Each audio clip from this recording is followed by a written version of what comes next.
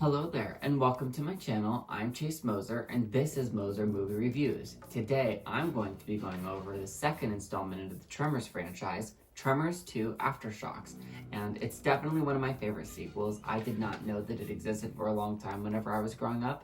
It was just me and my grandpa watching the first one over and over again, and one time we were at Walmart and we saw this thing called the Tremors Attack Pack, and it was like, own the whole franchise, all 4 movies, and we were like, what? So we definitely bought it and we watched them all and we had a really good time with them. I love all of them, but he really loves the first one and the fourth one. I really do too, but number 2 and number 3 were definitely my favorites growing up. So I'm so excited to get into this and talk about it. It's the exact perfect evolution of what you want a sequel to be. Bigger, badder, better, bolder, more surprises.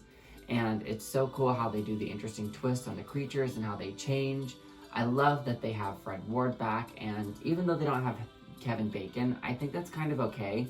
You know, he's not make or break for me in this franchise, and honestly, it kind of ends up being Michael Gross's thing anyway, so yeah, I'm totally happy with the way that it works out, and you know, I'm really happy with this sequel. I definitely think it's one of the better installments. It might be the best sequel of this franchise, so with all that being said, let's get into Tremors 2 AFTERSHOCKS. So right away, whenever we open up with this movie, we are at an oil refinery in Mexico, and there is a worker getting eaten, and he's struggling because he's like walking on those barrels and pipes trying to like avoid the creature at all costs, and he gets gotten in the first 30 seconds of this film. And that lets you know that this one's different, it's elevated, it's higher paced, and because you put the work into the first one, you get to see the creature earlier in this one. So it's so cool that that's why that's a thing. That's also another reason why I love sequels, and it's why I probably think this one is maybe better than the first one, is because the first one exists. This one might not be as good as it is if it was just, if this alone was the first one or a standalone film, because that whole halfway through the thing, like halfway through the story, we change, and that's where that twist comes in. That twist might not have been as good if you weren't having the understanding of the first one.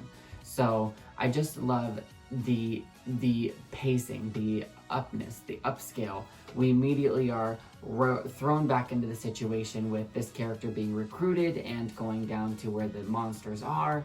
And I love how instead of the last one being in the United States and in, you know, Nevada, this is in Mexico. So now we are in 2 different continents, showing that wherever there is a different type of environment for this creature to exist and thrive, it will surface. And I really like his sidekick character, Grady. I mean, he was so cool and cute and fun and goofy and lovable and charming, and he's just kind of like a high ball of energy. You know, growing up, I always really loved him, and he was so cool and fun. I might prefer him and Fred Ward's chemistry over Val and Earl's from the first one. I don't know though. No, I think I do.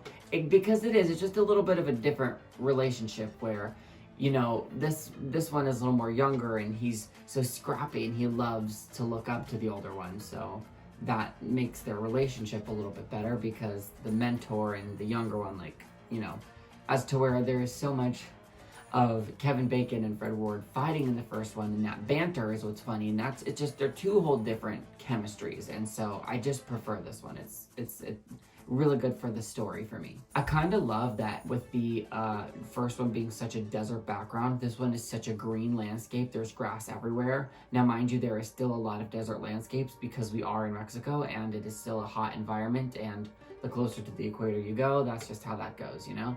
But they're specifically in a very rural place, and I just love the environment and the hills, the way it plays out. It's so smart to entice these characters to come back, to eliminate them and hunt them down, get rid of them because of their experience, and they're also incentive, like their incentive is money. They're getting paid to do this because, you know, why would you ever go back into that situation again? Well, here's why. $50,000 is why. I think they handle everything so well, from the build-up, from the setting up of the map. This starts off just as strong as like a Tremors 2 sequel would go. You know, the first half of this movie is built up and plans to make this movie 100% all the way to the end, just another Tremors sequel, worm, point blank, period.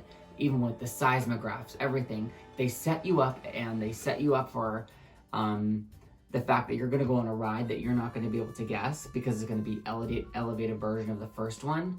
And they give you all of these rules that they've set up and everything you've learned from the first one, but they take it and flip it on your head, because not only do the worms change, but the situation changes, because you go from not being able to make a sound to not being able to be seen. Like, they read your body heat. And whenever I was watching this for the first time, I was so surprised at the point where the worms turned.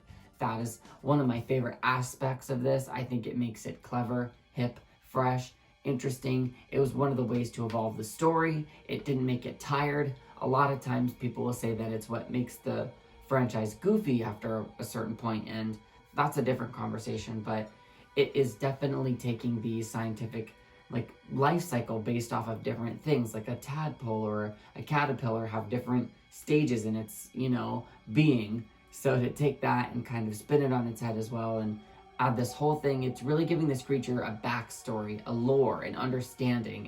It's got a well-rounded picture. I can really get it, and they're doing that, and that's what a sequel should always do, is build off of everything you know before.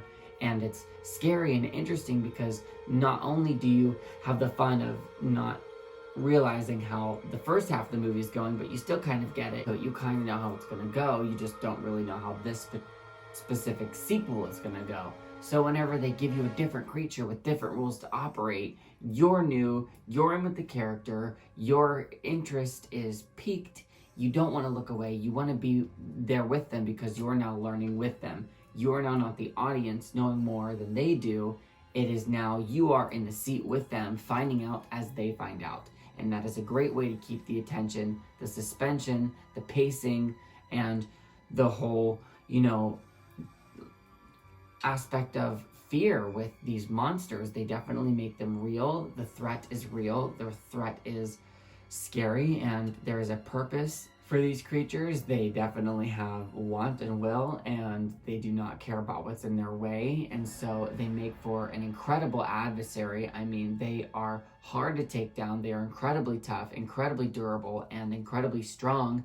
They have the capability of ripping through metal and steel and shredding buildings to nothing. I mean, it's really hard to fight against these things.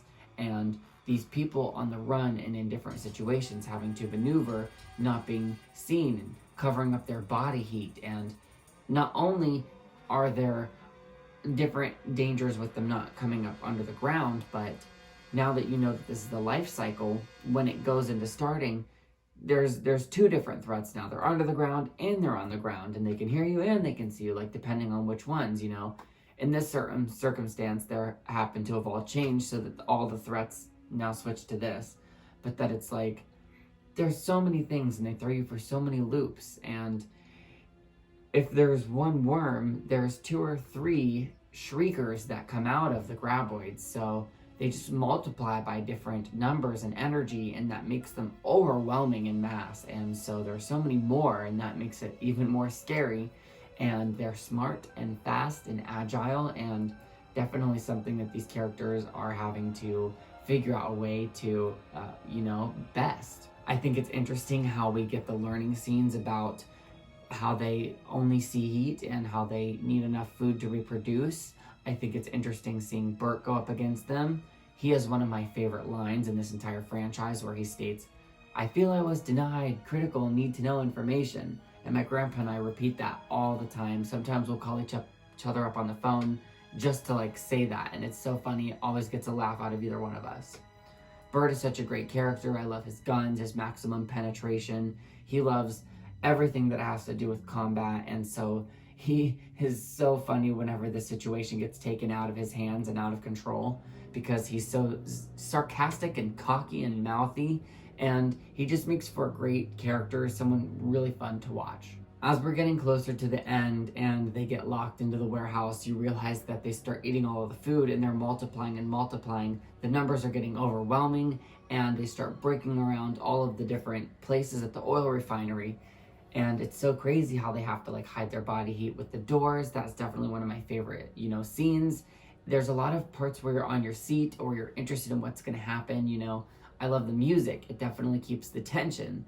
And especially when you get to the finale where he is covered in CO2, It was so smart, and it's only temporary, so you know that there's going to be danger when that is involved. And I love that they were able to get him out. And of course, Bert knows his bombs, so when you're getting to the finale of this, I think that it completely outdoes the first one, because you know the situation was them isolated and on the top of buildings, and then they had to move and leave and get to rock, and that's that. That's the same with this one here, except they're on different buildings, they're elevated differently, and they have to get away from the creatures a little bit differently.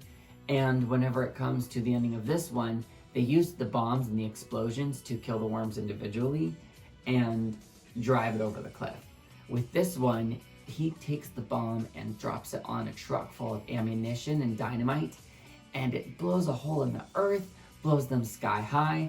I literally think it's one of the greatest scenes in the franchise. It might be one of the biggest, if not the biggest, explosions in the franchise. It's so funny how Bert is saying how massive it's gonna be, and it really is. There's shrapnel and parts everywhere, and you're happy that they're successful, because in that last moment, whenever you realize there's nothing to do, and they were like, well, maybe we can make a run for it. It's like, no, you know that there's gonna be so many that they're just gonna eat you to shreds. And how terrifying is that, to be eaten and mauled to death like prey, you know? We're humans, we're so used to being on the top, you know, that's such a scary thought for us. And at the end, whenever they zoom out and it's that big wide shot and there's like a crater in the earth, it's just shows you the power and the depth of the situation and the explosives and everything they were going through. Well, those were my thoughts on Tremors 2 Aftershocks. It's definitely one of my favorites. I love the character elevation and the arcs and how they move the story forward. I definitely feel like it does that. It's definitely the next chapter. It's a really good installment, and I'm really proud of it and how they were able to pull things off. Some of my favorite scenes were, you know, like whenever the Shriekers are reading those guys, or when the Shriekers get introduced for the first time, it's like 58 minutes into the film, you know, like they really take their time, but once they do, it kicks it all up 100%. So I love that part, and anytime anybody was eating is such a good time. I know that sounds terrible, but let me know your favorite parts down in the comments and what parts worked for you. I love the character of Cake. She was just so fun. I might prefer her over Reba McEntire's character, maybe even Rhonda LeBeck, I don't know. I just really love this installment. It's so perfect for me. So tell me what you think down in the comments and all of that good stuff. Make sure you check out some of my other videos. I've done a bunch of different genres, and I plan to do a bunch more, and I do live streams, I do reactions, location visits, lots of things like that. So check that out. Also check out my community tab, where I post polls and questions and fun things like that. It's the best way to interact with me. And I guess I'll see you next time, and thank you for watching. Bye.